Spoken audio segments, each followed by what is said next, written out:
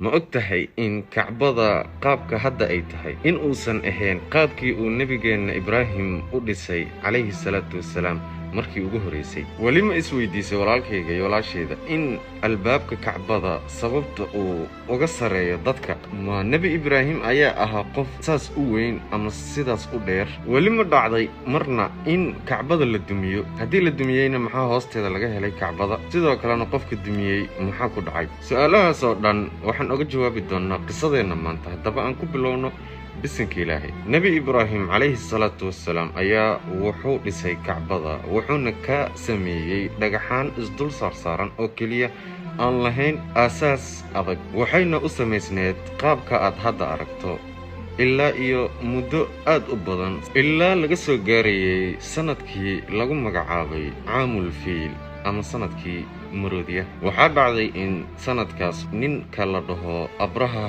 al-Xabashi uu go'aansaday in uu dhiso Kacbo asaga gaar u ah si ay dadka ugu soo xajiyaan uguna cumraystaan Kacbadiisa. Wuxuu doonayaa in uu dumiyo Kacbada, kadibna wuxuu soo weeraray Kacbadii. Ninkii Abraha ahaa iyo ciidankiisa oo u soo socda Kacbadii waddada ku jira markay aad ugu soo dhowaadeen ayaa waxaa Allah subxaanahu wa tacaala uu ku soo diray shimbir la dhaho abaabiil. Kadibna waxay baabi'iyeen asaga iyo ciidankiisa, carabtii oo dhanna ayagoo daawanaya. Kadibna waxaa dhacday in uu ku yimaado magaalada Maka daad aad u weyn, saameeyeyna Kacbada, weliba si aad ah u saameeyey ilaa ay ka baqaan raggii Quraysheed in uu daadkaas saameeyo ama uu dumiyaba Kacbada. Kadibna kulan ayay yeesheen ayagoo ka shiraya sida ay u dhisi lahaayeen Kacbada mar labaad. Markii ay qorsheeyeen in ay dhisaan Kacbada ayaa waxay soo saareen go'aan ah in uu qof walbaba wixii uu awoodo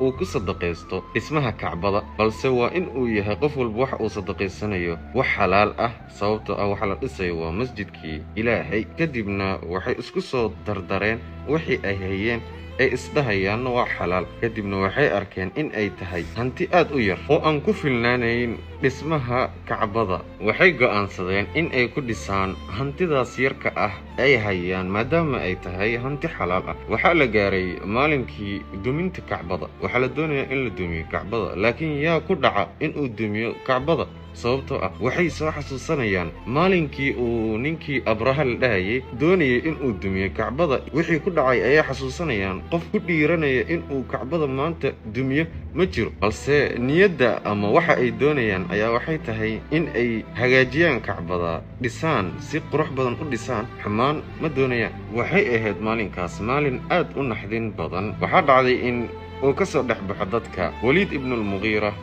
al-Mughira haddaad taqaanidna waa Khaalid ibn al-Waliid aabihiisa. Khaalid ibn al-Waliidna waa annaga ka soo hadalnay qisadiisa. Kadibna wuxuu bilaabay in uu garaaco derbiga Kacbada ilaa uu daalay. Kadibna ayuu ku soo jeestay raggii meesha taagnaa Quraysheed ayuu ku yidhi, halay saacida taagantiin keliya. Markii ayay dhaheen, may dhammaystir adiga waxa kugu dhacan aan aragnay. Maalinkaas asagoonan dhammaynin duminta Kacbada ayuu ka tegey si uu ugu soo laabto beri in uu dhammaystiro. Subaxii kale markuu soo kacay ayuu carruurtiisii soo kaxaystay oo uu ka mid yahay Khaalid ibn al-Waliid radiyallahu canhu. Qurayshna maadaama ninkan uu shalay duminayay Kacbada, xalayna aysan waxba ku dhicin ilaa shaloo dhan ilaa iyo saaka waxba aysan ku dhicin, waxay qorsheeyeen in ay saacidaan ay la dumiyaan. Inta aanay dhammaystirin dhismaha Kacbada ayaa waxay sameeyeen albaabka Kacbada ayaa waxay ka dhigeen meel ka saraysa dadka si uusan qof walba oo soconaya uusan albaabkaas u gelin Kacbada. Haddaba qaabka aad hadda aragta ayay ka dhigeen. Markii la soo gaaray dhagaxa ama xajarul aswadka ayaa waxaa isqabsaday qabaa'ilkii, sababtoo ah qabiil walba wuxuu doonayaa in uu helo sharafta